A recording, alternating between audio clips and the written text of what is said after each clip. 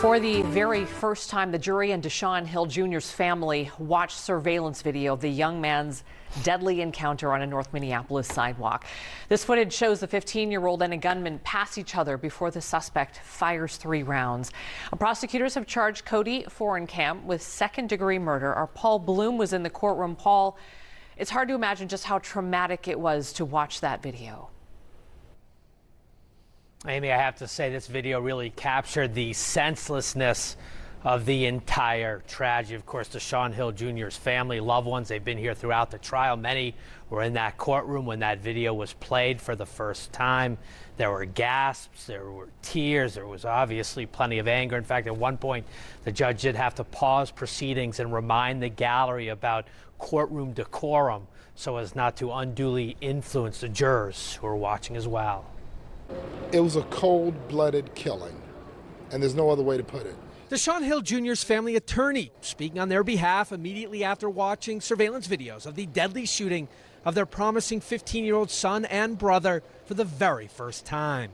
The Minneapolis North High starting quarterback on the sidewalk near Wally's Foods at Penn Avenue and Golden Valley Road, noontime, February 9th. Perhaps a slight brush of the arm with the gunman, who's wearing distinctive red sweatpants and a hoodie. Hill is in a walking boot from a football injury. Doesn't appear to break stride in the footage. The shooter, though, would stop, pivot, reach into his backpack, and fire 3 rounds towards Hill's backside. One would strike the young man in the head.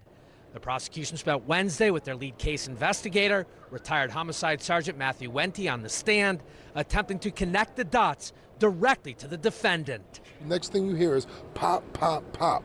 3 bullets. D. Hill falls to the ground dead at 12:30 when he should have been in school. The jury of 12 and 3 alternates focused their attention on an oversized courtroom TV monitor to watch a handful of videos and still photos from the neighborhood tracking the shooter in those distinctive red pants. Hours earlier, it appears that very same man is in gray sweats when he is beaten up inside Wally's and robbed of his cell phone at knife point. The footage capturing his agitation afterwards. Deshaun's family wondering if he just snapped in that moment on the sidewalk. The video surveillance, the way they've linked this stuff together, there is no doubt about what happened and whether or not there should be a conviction in this case.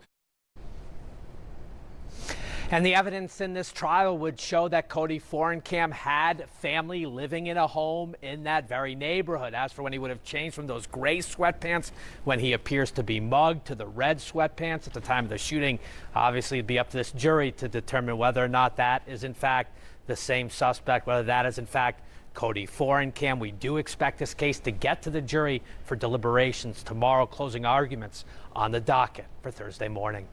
We're live at the Government Center for you tonight. Paul Bloom, Fox 9.